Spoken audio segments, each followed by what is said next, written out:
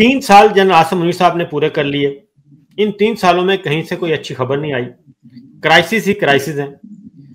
और क्या बेहतर नहीं होगा कि नए आर्मी चीफ का तकर्रुर किया जाए, नए आर्मी चीफ आए और वो जो पिछले 3 सालों में और ख़ासतौर पर रिजीम चेंज ऑपरेशन के बाद जो इस वक्त फर्स्ट क्रिएट हुआ है, इन चीज़ों को ख़त्म करें। जी बिल्कुल, देखें एक चीज़ तो जो हमें इस वक्त हमारे सामने आई है ना, वो अफ़गानिस्तान और पाकिस्तान के दरमियान जो मामलात ख़राब हुए, उसमें हमने देखा कि पाकिस्तान की फ़िज़ाई हदूद, पाकिस्तान में अमेरिका के लिए फ़ौजी अड्डों का मामला जो था, वो ज़ेर बहस आ गया। अब वो इस तरह ज़ेर बहस आ गया कि इस्तांबुल में जो मुज़ाकरात हो रहे थे, उसमें अफ़गानिस्तान की तरफ से ये दावा किया गया कि जी उनकी फ़िज़ाई हदूद में जो ड्रोन आते हैं, वो अमेरिकी ड्रोन जो हैं, वो पाकिस्तान की फ़िज़ाई हदूद या तो इस्तेमाल करके आ रहे हैं या पाकिस्तान के किसी फ़ौजी अड्डे से उठते हैं। अब ये वो पॉइंट है जिसके ऊपर इमरान खान ने एब्सोल्युटली नट कहा था और अमेरिकन्स को बहुत बुरा लगा था कि जी ये फौजी अड्डे किस लिए चाहिए थे। अब अगर पाकिस्तान में इस वक्त अमेरिकी फौजी अड्डे हैं और वो सर्वेलेंस कर रहे हैं ड्रोन के जरिए से, तो वो किन ममालिक की कर रहे हैं? एक चीज, फिर उन ममालिक को आज उनमें से एक का तो आपको शिकवा आ गया, अफगानिस्तान का। तो क्या ईरान से भी आप इस तरह के शिकवे का इंतजार कर रहे हैं? क्या चीन से भी आप इस तरह के शिकवे का इंतजार कर रहे हैं? तो कहने की बात यह है कि आपने सारी जी हजूरी कर ली। वो जो लंच किया था जून में व्हाइट हाउस में, उसके जो मामलात थे वो खुलकर सामने आ गए। अब कहा यह जा रहा था कि जनाब अमेरिका ने बगराम का अड्डा मांगा है, वो अमेरिका को गिफ्ट में देना है।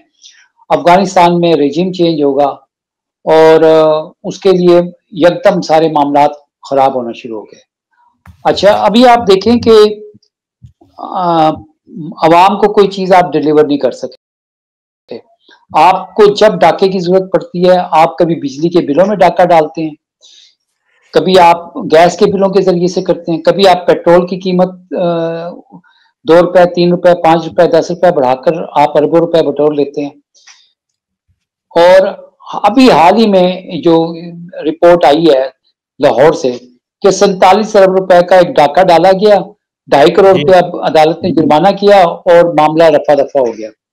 अंदाजा करें आप, इससे पहले 245 बिलियन रुपीस का मामला था कि बिजली की बिलों की बात में किस तरह से वो किया, कोई पूछने वाला नहीं है। यानी अवाम बदहाल है।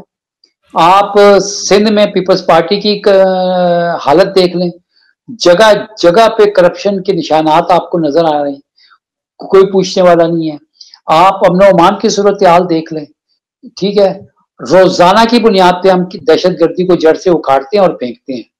रोजाना की बुनियाद पर हम जो है ना शहीद होने वालों के लिए फातिहा पढ़ते हैं और उसके बाद एक दिलासे देते हैं, लेकिन हम ये नहीं सोचते कि ये हम जा किस तरफ रहे हैं, हम पाकिस्तान को किधर लेके गए हैं। आज पाकिस्तान कहाँ पे खड़ा हुआ है बताएं मुझे आप।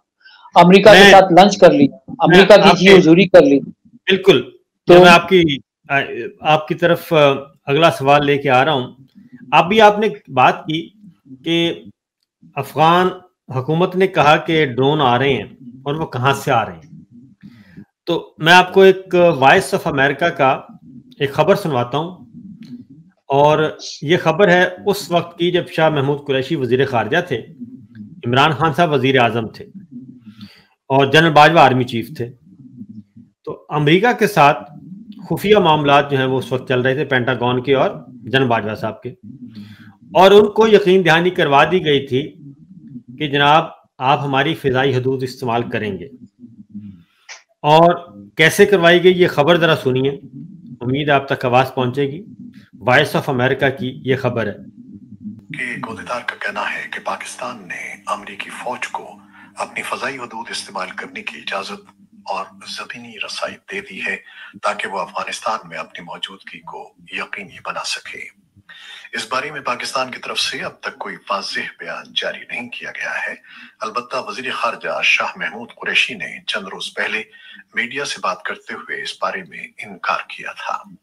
उनका कहना था कि पाकिस्तान को अमेरिका को बेसिस देने का कोई इरादा नहीं है। हालिया पेंटागन बयान के बाद पाकिस्तानी दफ्तर खारजा या किसी हुकूमती शख्सियत की तरफ से अब तक कोई बयान सामने नहीं आया है।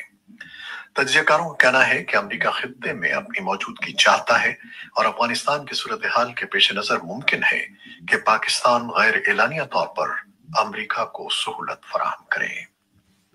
ये खबर थी उस वक्त की फखर भाई कि ये पेंटागन और इनके दरमियान मामला चल रहे थे, तो ये वही खबर है। ये खालिद ये खालिद हमीद साहब हमारे रेडियो पाकिस्तान के भी कुलीग रहे हैं, पीटीवी में भी रहे हैं।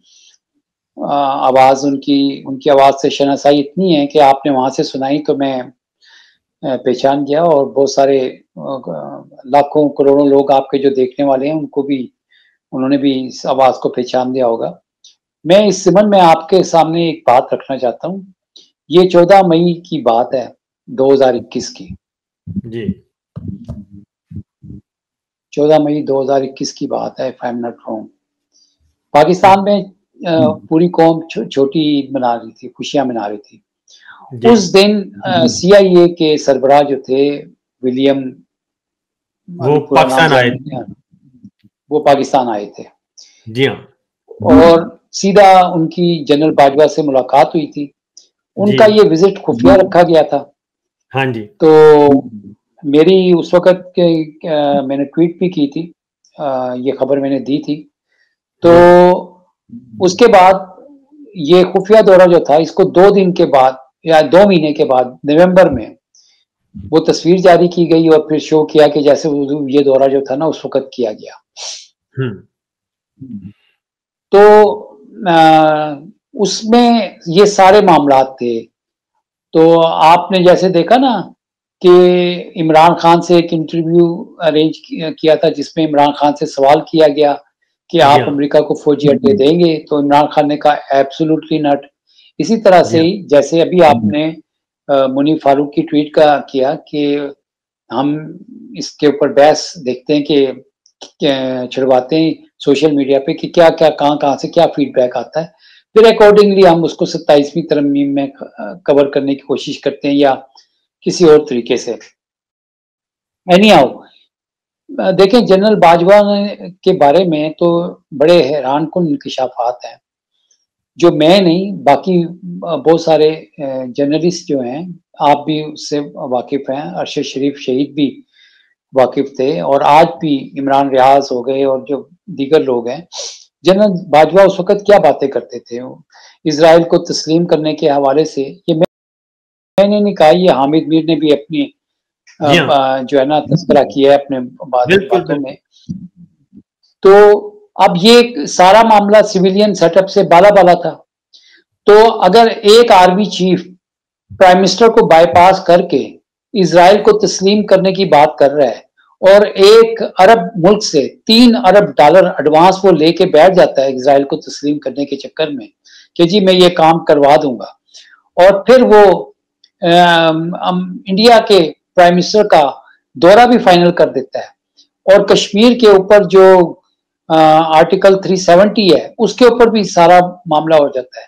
तो ये तो मतलब है कि अभी भी आपको देखें, ये तो जनरल बाजवा की कहानी है। क्या आपको आज तक पता चल सका है कि वो व्हाइट हाउस में general field marshal Asim Munir की ट्रम्प से क्या बातचीत हुई, लंच किया, उसके बाद कौन से मामला तय हुए? क्या आपको ये पता है कि आज सऊदी अरब के साथ डिफेंस एग्रीमेंट जो है उसकी हद-ओ-खाल क्या है, उसकी तफसीलात क्या है? नहीं पता, कुछ पता नहीं, वो गवारा ही नहीं करते। यानी पाकिस्तान की आवाम को, 25 करोड़ आवाम को पता ही नहीं है कि आज अगर कोई ब्लंडर हो गया है तो उसका खमियाजा कौन भुगतेगा और क्यों भुगतेगा। देखें, ये वही ब्लंडर है, ये वही बंद कमरों के फैसले हैं जिसमें आपने 1979 में जब सोवियत यूनियन अफगानिस्तान में आया, आप फ्रंटलाइन स्टेट बन गए। आपने उस वक्त भरपूर तरीके से कहा कि जी ये जिहाद है, और दुनिया भर से बकौल जनरल मुशर्रफ मुजाहिदीन जो थे वो पाकिस्तान आए, अफगानिस्तान गए, उनकी ट्रेनिंग की गई, वो हीरो थे, even Osama bin Laden hero था। फिर वो पूरा वेस्टर्न मीडिया उसको ग्लोरीफाई कर रहा था जिहाद को। फिर वो यहाँ से चले गए, सोवियत यूनियन के 10 टुकड़े हो गए, अमेरिका का मुफाद जो था वो वक्ती तौर पे पूरा हो गया, वो यहाँ से निकल गया।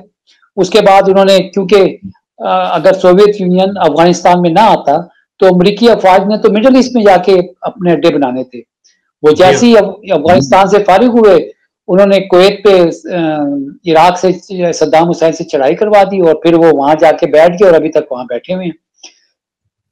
पाकिस्तान फ्रंट लाइन स्टेट बना, पाकिस्तान को F-16 तैयारे नहीं मिले थे, फिर बाद में कहीं जाके वो पैसे रुक गए, वो गंदम और फलाना ये सारी एनी हम पहले भी कर चुके हैं। फिर आ गया 9/11, फिर पाकिस्तान फ्रंट लाइन स्टेट बन गया। वो कल के मुजाहिदीन जो थे वो दहशतगर्द बन गए और हमने पता नहीं कोalition फंड में 30 अरब लिए, 34 अरब लिए, लेकिन दहशतगर्दी की जंग अब आज भी उधर ही खड़ी है। अच्छा, पाकिस्तान वो 20 साल के बाद दोहा एग्रीमेंट करके वापस चले गए। पाकिस्तान फ्रंट लाइन स्टेट था, नॉन नेटो मेंबर स्टेट बन गया।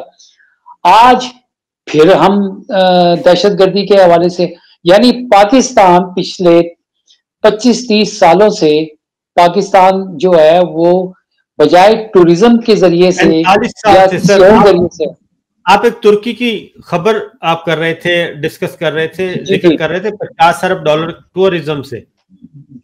जी, कल तुर्की में रिपोर्ट शाया हुई वहां पर कि इस साल जो थी वहां पर उन्होंने टूरिज्म के सेक्टर में, टूरिज्म इंडस्ट्री से $50 अरब कमाए हैं। पहले उनका कोरोना की वजह से टूरिज्म काफी इफेक्ट हुआ था, लेकिन अभी वो रिकवरी की तरफ गए हैं, तो ये रिपोर्ट आई।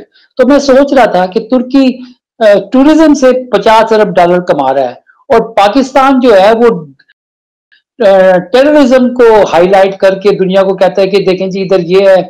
हमारे जो chairman joint chief of staff committee हैं वो एक सेमिनार में कहते हैं कि एक और 9/11 जो है ना वो बर्पा हो सकता है, बड़ा दहशतगर्दी का वाकया हो सकता है। रिपोर्ट्स, तज्जिए और हर चीज पता नहीं क्या कुछ कर रहे हैं। यार हम इससे क्यों नहीं बाहर निकल रहे? मुझे समझ में नहीं आ रही है। ये कोई इतना बड़ा मामला थोड़ी है। ये 6,000 7,000 जो दहशतगर्द अफगानिस्तान की सरजमीन पर है, कह दो उनको एक ही दफा में कि जितने है ना वो मैदान सजा दें और हम भी मैदान में उतर जाते हैं, आमने सामने मुकाबला हो, जो जिसमें जोर होगा वो जीत जाएगा। ये क्या बात हुई जनाब के हम इस वक्त एक ऐसे अलमिया में फंस गए कि सारी दहशतगर्दी जो है वो KPK में घुसी हुई है। KPK के गयूर काबिल रश्क और इतने अच्छे लोग जो हैं उनको जो है हम ब्रांड कर रहे हैं कि जनाब पश्तून जो है ऐसा है। पूछते शर्म आनी चाहिए हमें। मैं तो कहता हूँ जितना पख्तून इज्जतदार है, जितना वो मिलनसार है, जितना वो पाकिस्तान के बारे में जो उनकी कुर्बानी है, आप उसका हिसाब ही नहीं लगा सकते। आज जनाब उनको कॉर्नर किया हुआ है। अच्छा, और तो हमने जनाब 2,500 किलोमीटर की पट्टी जो बॉर्डर हमारा अफगानिस्तान के साथ, वो हमारी स्ट्रेटेजिक डेप्थ थी इंडिया के अगेंस्ट, हमने उसको दुश्मन डिक्लेयर कर दिया। दुश्मन भी डिक्लेयर कर दिया, ऊपर से यहाँ पे जो सालों साल से मेहमान नवाजी की, मेहमान को हमारा कल्चर है कि हम गेट दरवाजे पे जाके रुखसत करके आते हैं, हम उनको धक्के दे के निकाल रहे हैं और इतनी बेइज्जती करके निकाल रहे हैं। भाई वो ठीक है, हमारी पॉलिसी बदल रही है, जो भी उसकी वजह है आप एक तरीके से करें। आज का बच्चा 5 साल का, आप नफरत का बीज बो रहे हैं। वो अफगानिस्तान में जाकर वो जब बड़ा होगा तो वो जब याद करेगा कि जैसे आज हमारे आबा अजदाद जो थे जब इंडिया से आए थे तो वहां पे हिंदुओं ने हमले किए, सिखों ने हमले किए और शहादतें हुई और पाकिस्तान के लिए उन्होंने शहादतें दी। आज वही लोग जब अफगानिस्तान जाएंगे, कल को ये नस्ल बड़ी होगी तो उसका क्या, इस बीच जो नफरत का हम बोल रहे हैं इसका क्या रिजल्ट निकलेगा? एनी हाउ, मेरा कहने का मकसद ये है कि तहरीके तालिबान पाकिस्तान का मामला हो या BLA का मामला हो, देखें डायलॉग, बातचीत। तुर्की ने 40 साल वहां पर कुर्दों की प्रॉब्लम जो थी वो रही। अब्दुल्ला ओजलान को 90s में उन्होंने एंड में उसको किसी दूसरे मुल्क से टर्किश इंटेलिजेंस ने पिक किया, जो कुर्दों का सरबराह था PKK का, उसको कैद में रखा, उसको कन्विंस करते रहे, बिल आखिर बातचीत के जरिए से जंगबंदी के नतीजे पे पहुंच गए और जंगबंदी होगी और उन्होंने हथियार डाल दिए। पहले तो आप इमेंसिपेट करें, आप वजह देखें कि लोग उधर गए हैं तो उन्होंने असला क्यों उठाया है। ये कोई इतनी बड़ी साइंस, रॉकेट साइंस नहीं है, इसके मसले का हल निकल सकता है in the larger interest of Pakistan. हम जनाब हर मामले में हमने $34 अरब उस वक्त हम दहशतगर्दी की सो कॉल्ड जंग का हिस्सा बन गए, और उसके पहले हमें क्लेशनकोव और ड्रग्स मिले, उसके बाद हमें ये सूरत हाल जो है ना जिसका हम सामना कर रहे हैं। और फिर पाकिस्तान की सारे चारों इकाई जो हैं उनके अंदर इतनी दूरियां पैदा हो गई हैं कि वो कभी आटे की तरसील के मामले के ऊपर फटा पड़ रहा है, तो कभी किसी और चीज के ऊपर। ये पंजाबी कार्ड है ना सर, ये इन्होंने शरीफों ने पंजाबी कार्ड ही खेला, और कब आज तक और क्या किया इन्होंने। देखिए मैं आपको हकीकत में बताऊं, मैं आपको ये बताऊं, आज पाकिस्तान पर कोई कहीं से भी कोई हमला होगा मैं फ्रंट लाइन पर होऊंगा, लेकिन मैं ये बात बिल्कुल बरमला कह रहा हूं कि पंजाबी एस्टेब्लिशमेंट जो है ना, चाहे वो एस्टेब्लिशमेंट ब्यूरोक्रेसी की है, चाहे वो बिजनेसमैन की है, चाहे वो किधर की है, इन्होंने हमेशा डोमिनेंस के चक्कर में जो है ना मुल्क का बेड़ा गर्क करके रख दिया है। मुझे पहले बताएं, अगर इस वक्त केपीके में इतना बड़ा मसला खड़ा हुआ है तो वहां पर एक कोर कमांडर पश्तून होना चाहिए था ना, क्यों नहीं है भाई। कल्चर की बात है, रवायात की बात है, वो जो वहां का एक ऐसा बंदा आप वहां पे लगाएं, मसले को हल की तरफ ले जाना है तो आप ये डिसीजन लेंगे। जिसको जबान नहीं आती है, आप मुझे भेजिए मेरे साथ तुर्की चलें, मुझे तुर्की जबान आती है, देखें आपको कैसे मामलात में और आपको सारी चीज में जो है ना आपको वेलकम किया जाता है। भाई एक बंदा अपनी बात उसमें करेगा, वो समझेगा। अब लोगों के अंदर क्या इंप्रेशन है, बलोचिस्तान वो कहता है जी हमारा हक है, यस बिल्कुल हक है उनका, बलोच का हक है वहां की मादनियात पर, बलोच का हक है वहां के सोने के ऊपर, बलोच का हक है वहां की गैस के ऊपर, बिल्कुल डिजाइन। अगर वो पाकिस्तान का हिस्सा है तो जितना मेरा हक है उतना ही उसका हक है, बराबर का हक है। केपीके में अगर किसी के इलाके में मादनियात हैं, वो है, उसकी आवाम को तो पता नहीं है वहां पर। और ये सो कॉल्ड दहशतगर्दी की जंग के बहाने जो है ना वहां पर आप ये कर रहे हैं भाई, वो कोलेट्रल डैमेज में 20-20 लोगों की शहादतें हो रही हैं, उसको कौन जवाब देगा? उसका खमियाजा तो पॉलिटिकल गवर्नमेंट भुगते। और आपने पूरी कोशिश की कि पहले पीपल्स पार्टी ने सफर किया, एएनपी ने सफर किया, अब पाकिस्तान तहरीक इंसाफ जो है वो सफर करे। यानी जहां सुलह सफाई की बात हो तो वहां पे सिविलियन साइड घुस जाए, और जहां पे मारने की बात हो आप पूछे भी ना, आप उनकी बात को इज्जत भी ना बख्शें। और आप उनकी आज सुहेल अफरीदी एक यंग लीडर है वहां पर, आज वहां पर इमरान खान जो बात करता है उससे वहां पे मना। भाई एक जेल लीडर को आपने बंद करके रखा हुआ है, जो अगर वहां से जेल से बैठकर एक पैगाम देता है तो अगर अमन हो सकता है तो आप उसको खुदारा मुल्क की खातिर बाहर छोड़ें। बहुत हो गया जुल्म सितम। आप ये देखें ना, क्या मुझे आज आप एक रेफरेंडम करवा के देख लें, आज आप एक रेफरेंडम करवा लें, ये जरदारी, ये नवाज शरीफ, ये शहबाज शरीफ, ये मरियम नवाज, ये जितने भी हैं, इन सबको इनके एक तरफ पोस्टर लगा दें और एक तरफ पीटीआई के इमरान खान का पोस्टर लगा दें, या उन लोगों के लगा दें जो जैसे डॉक्टर यास्मीन है और वो दूसरे जो वफादार लोग हैं उनके लगाएं, और रेफरेंडम करा के देख लें। अवाम आपको बता देगी किसके ऊपर वो, और ये सवाल ये रखें क्या ये ईमानदार है या ये चोर है। ठीक है ना, आपको एक तो रिजल्ट आपको 8 फरवरी को मिल गया, तो दूसरा आपको अभी मिल जाएगा। तो कहने का मेरा मकसद है कि आज आप केपीके के अंदर जो है ना मनसूबा बंदी कर रहे हैं कि वहां पे गवर्नर राज लगा देंगे, हम चलने नहीं देंगे, हम ये कर देंगे, हम ऐसी कैसी फेर देंगे, तो नुकसान किसका है? आज आप अगर फखर भाई, बात ये है कि आज से 3.5-4 साल पहले 21 में पाकिस्तान कहाँ खड़ा था? पाकिस्तान इंटरनेशनल फोर्सेस के लिए अफगान तालिबान और इंटरनेशनल फोर्सेस के दरमियान ब्रिज का काम कर रहा था, फैसिलिटेटर था। और अफगानिस्तान से जो गैर मुल्की फौजों का इनखला हो रहा था उसमें मेन प्लेयर था पाकिस्तान, हब था इस्लामाबाद। तो उस वक्त ये सिचुएशन थी। इस वक्त ये है कि वही इमरान खान, अपोजिशन, अचकजई साहब, ये सारे क्या कह रहे हैं?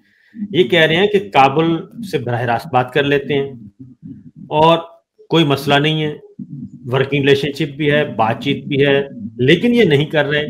उसका नतीजा ये निकला कि अब पाकिस्तान और अफगानिस्तान के दरमियान मुश्तरका इलामिया जो है, कभी दोहा हुकूमत जारी कर रही है और इस्तांबुल हुकूमत जारी कर रही है, और हमारी खारजा पॉलिसी, हमारी अफगान पॉलिसी इस हद तक डिक्लाइन का शिकार हो चुकी है कि अब हमें एक नहीं 3-3, 4-4 सालिसी चाहिए, सालिस हम कर रहे हैं। तो ये तो है हमारी डिक्लाइन। अब आगे बढ़ते हैं। अमेरिका और भारत का दिफाई जी इसमें आप ये देखें कि अगर पाकिस्तान का वज़ीर दिफा अफगानिस्तान को कहेगा जी आप हमारी जमानत दें हमारे मुल्क में अमन की, हम भाई न्यूक्लियर पावर हैं, हम यानी उस मुल्क से हम जमानत भी मांग रहे हैं अपने अमन की, और उस मुल्क से हम कह रहे हैं कि जनाब आप ये भी करें कि आपकी सरजमीन हमारे खिलाफ इस्तेमाल ना हो। भाई अगर मुझे किसी से उन्होंने कोई वीडियो दिखाई है? जी वो तो देखे ना, उनका ये क्लेम है कि जो IK जो है, ये दाइश की जो तंजीम है, ठीक है, इसके ठिकाने जो हैं ये पाकिस्तान की सरजमीन के ऊपर है। और उन्होंने जो है कुछ लोगों को इस तरह से शामिल करके उधर भेज दिया और उसकी वीडियो भी बना दी, वहां पे मीटिंग कर दी। अब वो दावा ये करते हैं कि जनाब ये जो ISK जो है ये बलूचिस्तान में कहीं है, पाक अफगान बॉर्डर के पास कहीं पर इनका ठिकाना है, तो आप इनकी सरगर्मियों को कलाकुमा करें। और हालांकि मैं आपको ये बताऊं कि पाकिस्तान ने रशिया में दाइश ने कार्रवाई की तो पाकिस्तान ने एक बंदा जो था वो पकड़ के रशिया के हवाले किया। ईरान में हुआ तो पाकिस्तान ने उसमें कोऑपरेशन की इंटेलिजेंस शेयरिंग में। तुर्की के साथ पाकिस्तान ने बंदा पकड़ के दिया और दाइश का ही था और उनके हवाले किया। ये ऑन रिकॉर्ड बातें हैं। और फिर जब तुर्की ने तहकीकात की तो तुर्की के इस्तांबुल में एक बड़ा खौफनाक किस्म का कोई दहशतगर्दी का मंसूबा होने जा रहा था दाइश की तरफ से, वो उन्होंने नाकाम बनाया वहां पर।